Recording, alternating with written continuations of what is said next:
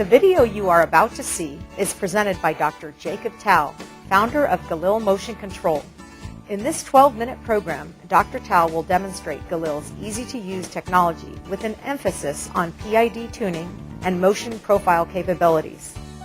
In the last 10 years, Dr. Tal has authored numerous books and technical papers on motion control, and his seminars have attracted over 10,000 engineers. Galil has deployed over 250,000 motion controllers worldwide.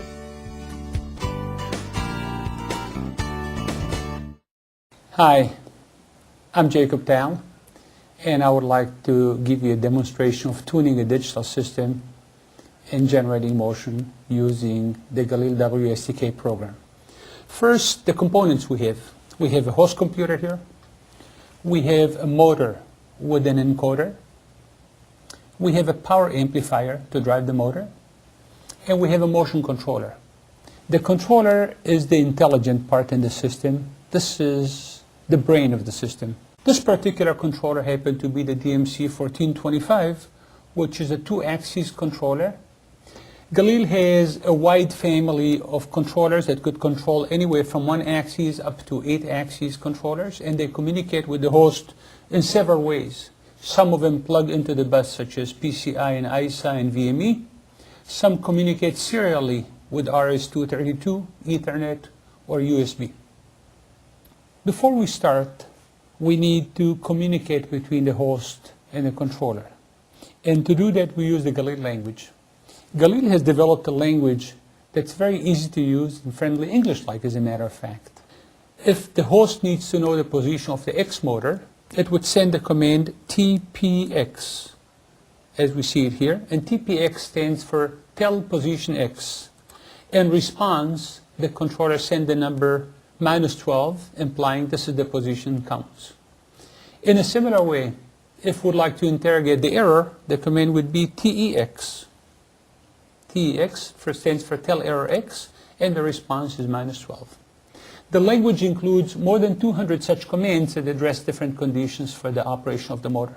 We need to get the system tuned, because a tuned system is first stable, and secondly, it's responsive. We want the motor to follow our commands very rapidly and tolerate disturbances in the system, and that's possible by the stability.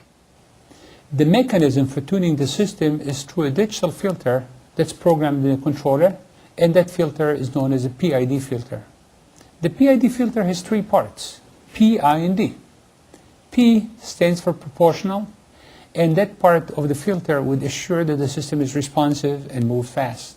D, the derivative, assures stability, and I, the integral, makes sure the system is accurate. Between the 3 of them, we achieve everything we need. Now that we've seen the role of the PID, how do we select the PID? We at Galil have looked at this problem for a long time. As a matter of fact, about 20 years ago, when we were the first company to introduce a digital PID filter in a motion controller, the first question we addressed is how to make it easy for users to tune the system, and we came up with the method of automatic tuning. And over the last 20 years, we've been improving on that. So the WSTK that you see now is the most recent revision in that process. And what I would like to do is show how such automatic tuning could take place. We'll go to the WSTK and click on the tuning method.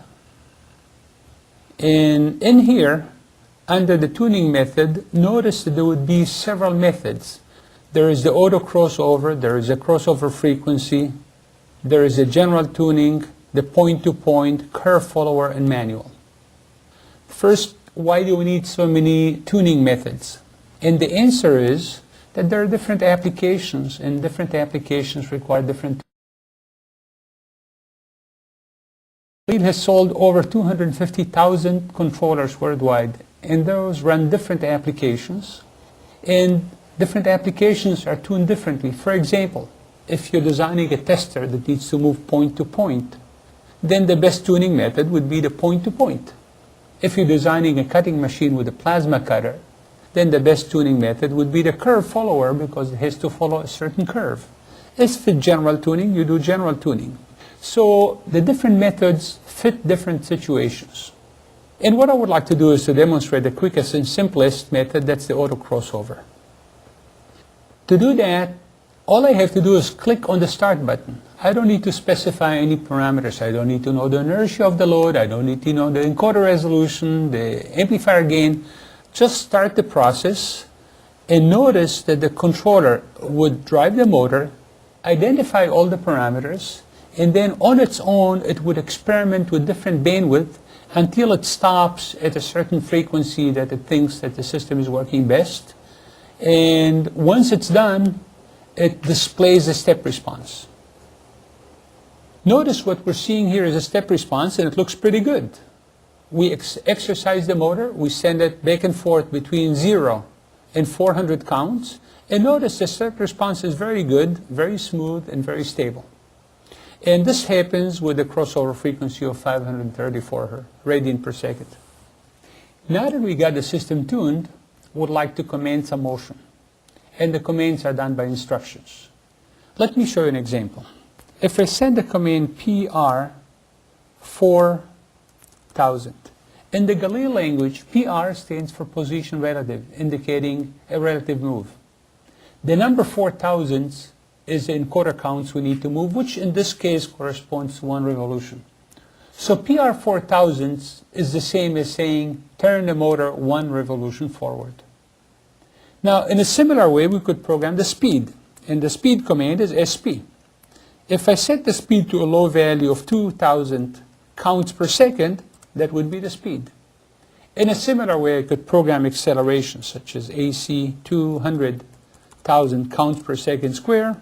I could also independently program the deceleration at 200,000. Now, if I issue the BGX mode, it would start the motion. Notice the minute I press the return, the motor would move 1 revolution, and it moves fairly slowly. That's because the speed is low. I could repeat it with higher speed. If I set the speed to 40,000 and repeat the motion again, the motion would be much faster.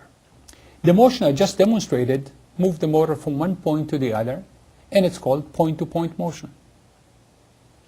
Now, in many applications, we need a motion that's more sophisticated than that. We need more coordinated motion, and the Galil controller could address that as well. For example, in machine tools, CNC, engraving, you may want the XY motion to move along a trajectory that consists of circles, straight lines, and so on. That mode of motion is possible. In some robotic application, you may want to have a 6 degrees of freedom robot following a certain trajectory. That's easily possible. In some automation applications, you may need electronic gearing. That's possible.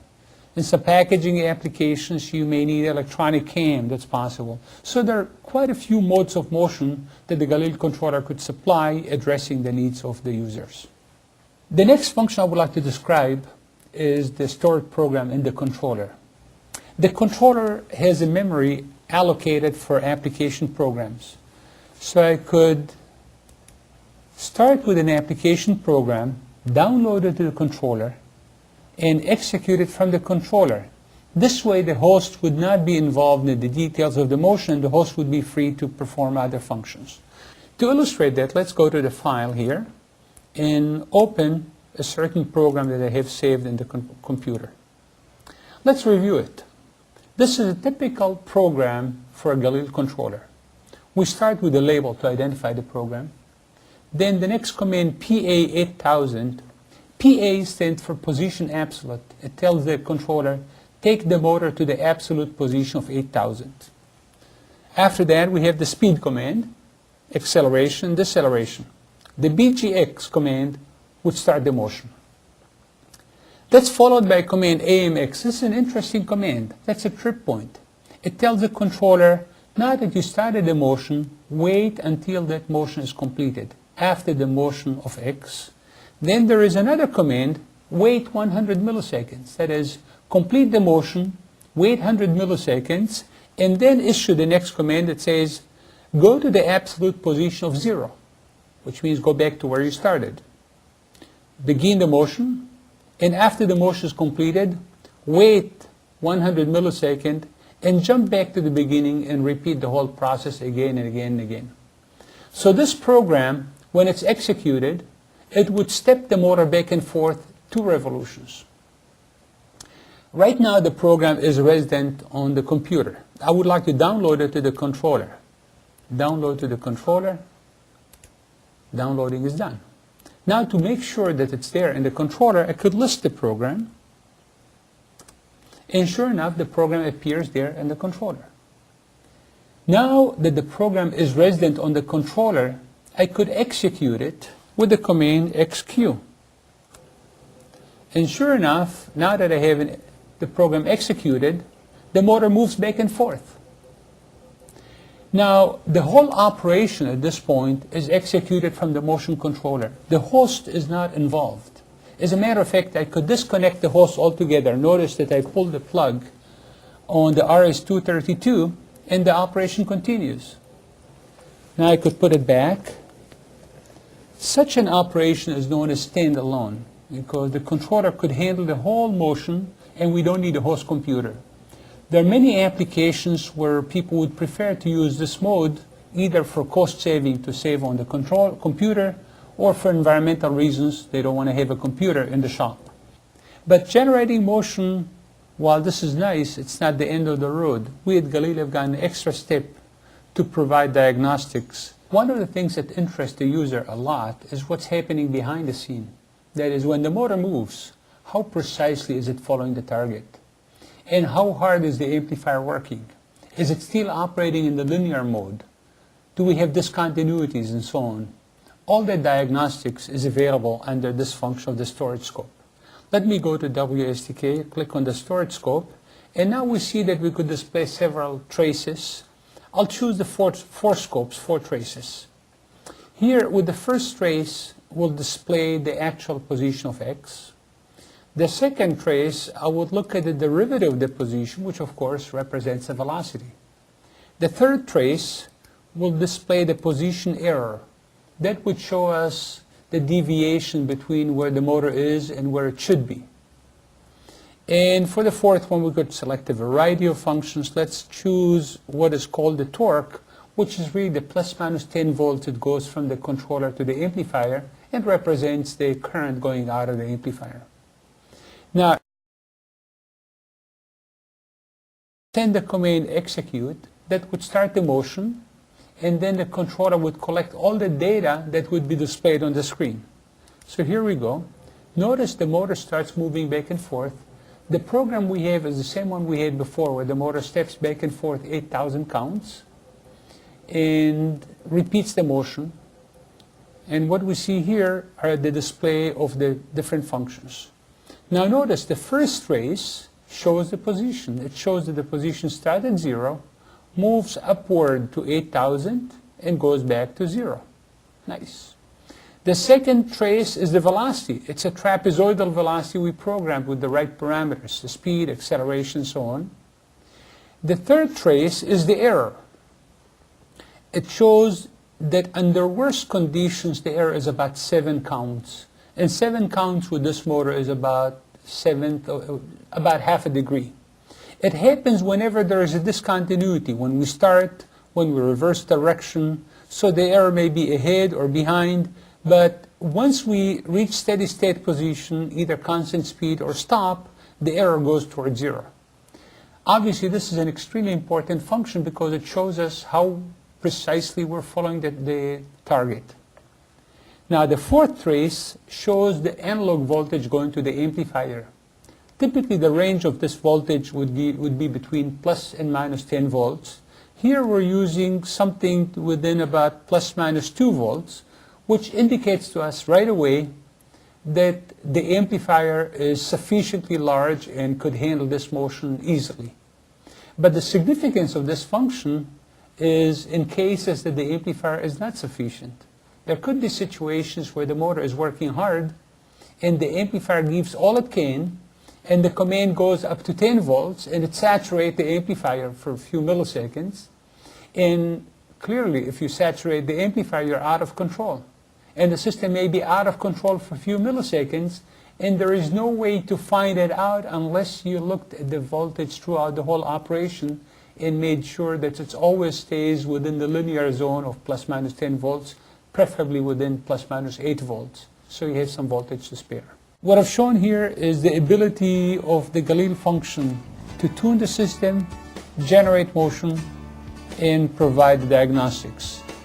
And between the three functions, we hope that this would help you with your application. Thank you.